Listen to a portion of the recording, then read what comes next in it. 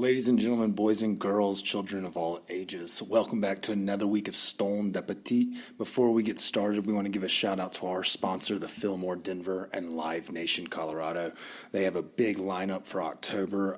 As you're listening to this, I think we have James Blake going tomorrow. We got K-Flay this weekend, and then of course the biggest show of the year. We got Lizzo for 2 nights next week. And then it doesn't stop there. We have shows throughout the month and going all the way into November and December. Hell of a run for the Fillmore coming up. So make sure you're following those guys on Instagram and Facebook at Fillmore Den, D-E-N, as they celebrate their 20th anniversary here in Denver with show announcements, ticket giveaways, grab bags, things of that nature. And then also follow Live Nation CO. They announce shows for all of Denver, so you definitely want to be following them. Make sure you're up to date on when tickets drop, things of that nature. Without further ado, we want to start this party. Thank you to Niccolo and Spherex for joining us this week and for also hooking it up for our road trip as well. So we have some fun stuff in store, but we hope you all enjoy this episode. Let's get this party started. Zane, hit the music.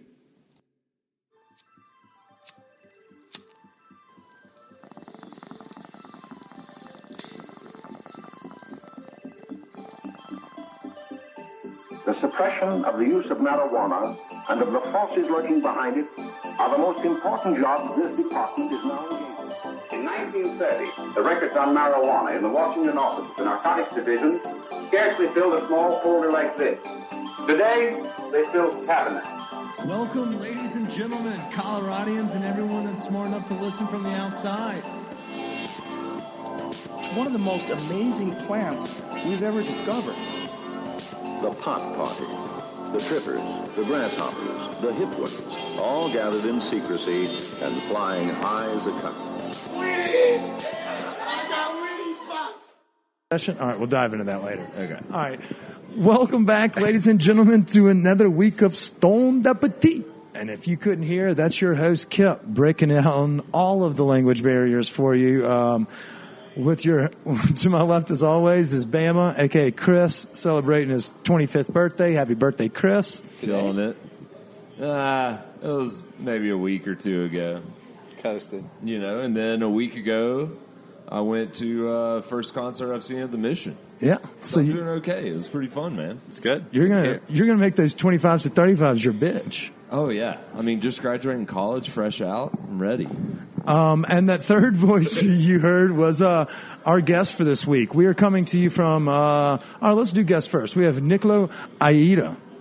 He is the CTO and the founder of Spherex. I'm going to call it Concentrates, but I believe y'all are now beyond the Concentrates and are just a straight-up dank-ass weed company. Yep, so the name is just Spherex. We just updated our name for Spherex Labs because we're getting out into a few other states, California, Canada, Oklahoma, and used to be Spherex Colorado, but now it's just Spherex. Hey, we know that feeling. We used to be No Vacancy Colorado, but our brand has grown so fucking rapidly that we switched everything over to our Stoned Appetit trademark. So for those listening at home, you usually followed No Vacancy Colorado on social media.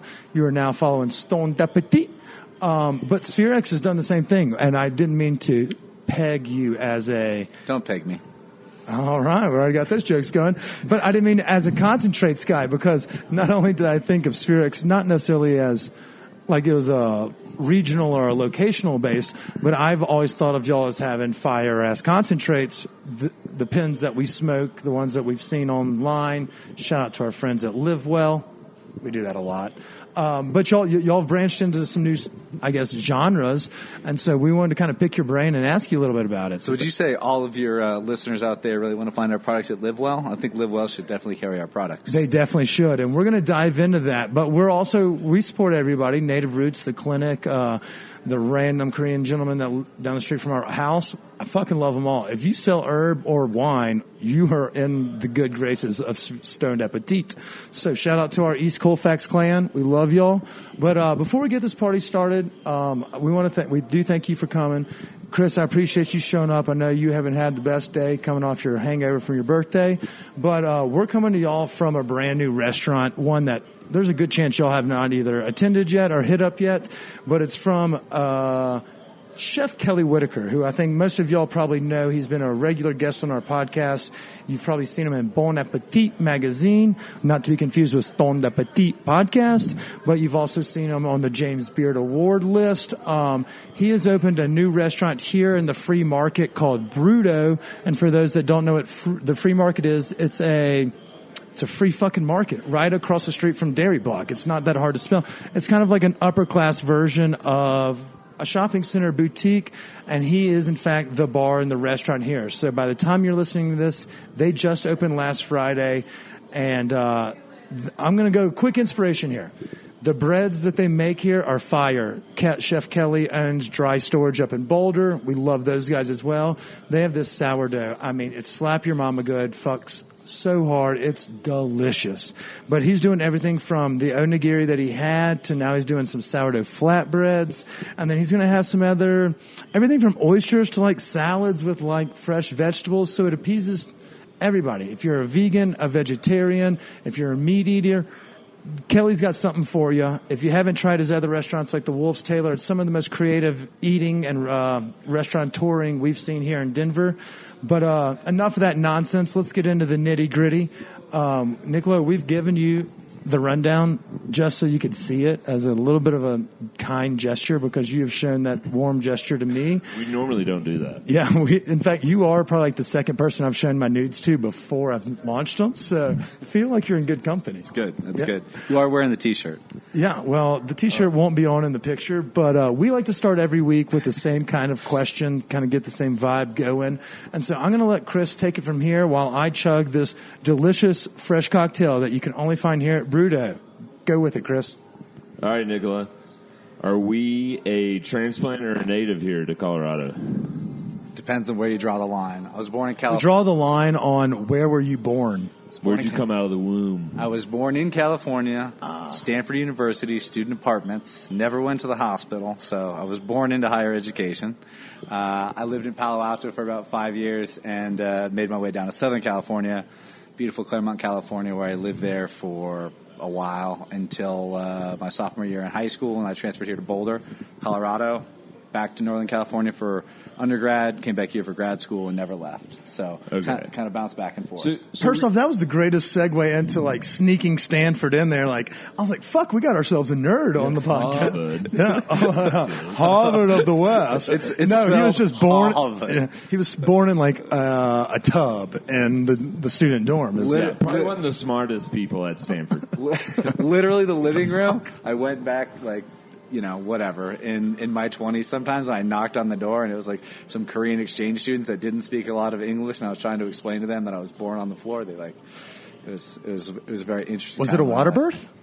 No, just like mom couldn't make it to the hospital. She's like, this is happening. Classic Joe. That was more of a Ricky Bobby. Just slam on the brakes and it just comes on, or the sneeze and comes on out. That may have been a Simon Birch. Yeah. I'm not so sure. So did you later attend Stanford? I did postgraduate work at Stanford for 2 years. So basically, he's a nerd. And you and Bryant. Bryant's our other Ivy League nerd we've had on the Bryant Palmer. Shout out Oh Hey Creative. Yeah. He's our other nerd. Hold on. So let's talk about this journey. Let's not just skip over the fact that you're the second smartest person we've ever had. What'd you make on your SATs? Oh, I don't know. I think I was a little hungover or something. Treat the mic like it's a penis and put it close to your mouth. I think I was hungover or something. Okay, there you go. But so it wasn't a 36. It was not a 36. And were you an Olympic swimmer like a Katie Ledecky? How'd you get in if you aren't posting a 36 as a white male? So 36 is ACT. Oh shit! Yeah, Mississippi State guy over here. We don't take the SATs down south. They only care if you score above a 20. So I think you get 40 on the SATs for putting your name on there. So you get a 36. I'm a 36. I wasn't lying when I said I probably made a 36 on the SAT. Kindle's a tough word. I think that's about like 1,600. No, so that journey is a long one, which means I went to state school in California. California, and I really got turned on to renewable energy and a bunch of stuff about saving the environment, and realized that the way to do that was not through selling solar panels, but really getting into the nitty-gritty and understanding what makes a technology good or not. And basically that's how I made my way to Colorado School of Mines here in Colorado. Long story. Yeah, we're here for the long story. I don't know if you know this, but this is what we do for a living. So please give us the short story segues into. Well, okay. So it's like this. In 2000, freshman in college, I found a band from Colorado called the String Cheese Incident. Oh yeah, we know. Shout out to our boy Billy Nershi and Calhoun Keys. Yep, Billy Nershi's a great guy. You said that like in a very interesting way, as if he's not actually a great. No, Billy's a great guy. Shout out to Billy Nershi. You can blink twice if you're lying. Shout out to Billy Nershi. All right. And Michael Kang and Travis and the rest of the crew. We love them all. I mean, if you love a good hula hoop, go see our friends over at Cheese. I think there was some hesitation there. Was that a mescaline incident? So I was traveling around almost every summer seeing the band. Had about 100 shows under my belt, and I'm literally sitting in my college apartment, senior year, 5th year there, and victory lap. Back. You're not that smart. Back in the day when we had CDs, String Cheese put out a new CD, and they did a golden ticket giveaway. I went down to the local record store, opened up the new CD, and I had a golden ticket. Did you charge? What? So hold on, you won a fucking golden ticket. I won a golden ticket. String Cheese was playing 2 nights at Red Rocks. They did a private show at the Fox up in Boulder the night before for a small 700 group of folks, and we got a couple tickets. It was on that trip I met my PhD advisor, or the guy that would become my PhD advisor, and so it was kind of fortuitous the way that entire situation worked. And you can really paint a pretty straight line from picking up that CD, moving to Colorado, getting to the Colorado School of Mines, getting a PhD in chemical engineering, meeting my co-founder there, and founding Spherex. So they're very much involved in this story. Heavily entrenched, as you would say. That's a Mississippi word. I don't know if you know that one. That's actually a really cool kind of way to kind of go about it. So you fell in love with cheese, and then you're like, I'm never leaving Colorado again. I'm just going to start slaying it out here. Well, I mean, you guys live here. Colorado's pretty fucking amazing. I followed Panic because they played Killer Red Rock shows. But Cheese was 09. That was a good, nice little run for them when they had their Red Rock. So easy being cheesy. Yeah, whatever that is. Yeah, I mean, great minds think alike. Yeah, that world, I don't know when that world peaked for me. But, like 01, 02, 03, like those shows were amazing. I met my group of friends, some of my best friends in the world at those shows. And, it's a different thing now, but that's because I was 20-something and I'm almost 40. You don't have to date yourself. We don't do that. We just told people Chris was 25. Look how old that fuck is. Yeah, right? Y'all are, in fact, both almost 40. 25th birthday. So, yeah, that's kind of how I got here. So, first of all, sorry we didn't refer to you as Dr. Aieta. Wait, time out. Are you a doctor? You said PhD. Yeah, if you get a PhD, you get the honorary title as doctor. Let me ask you a question. So I'll let you go first. Yeah, well, so we've gotten to this point where you got your PhD in chemical engineering. Yep. Wait, you're a Chemie? Yep. That's super nerd. Yeah, that's real. That's much nerdier than. Get together and make some good drugs. Kind of. Have you ever done meth? Sorry, we usually wait till later in the podcast to ask that. Meth and sluts. Don't answer that. I'll edit out that too. I'm not editing out any of this. Okay, so you got your doctorate in chemical engineering, and then what did you kind of like? How did you use that to get into the weed game? Chemical engineer. Did we go like work for nuclear stuff, or did we straight dive into the weed game? Yeah. So, chemical engineering is really about how to make stuff that chemists and other folks make and make a lot of it, right? That's basically what it is. I mean, glorified plumbers. And so that's really what we were trying to do in our process. We were focused on renewable energy devices, mainly batteries and fuel cells. And so how do you make not 1 or 2 of those a year in a lab with a PhD, but how do you make hundreds of thousands of those really taking on energy storage and transportation and cars? So that was kind of the like really big picture goals that we were going after. And so I kind of followed that that path through my entire PhD. After that, I went and worked for the National Renewable Energy Lab and continued that work.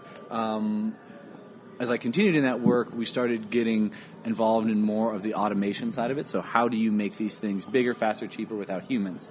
And that led from there to more business development. So my last position at the National Renewable Energy Lab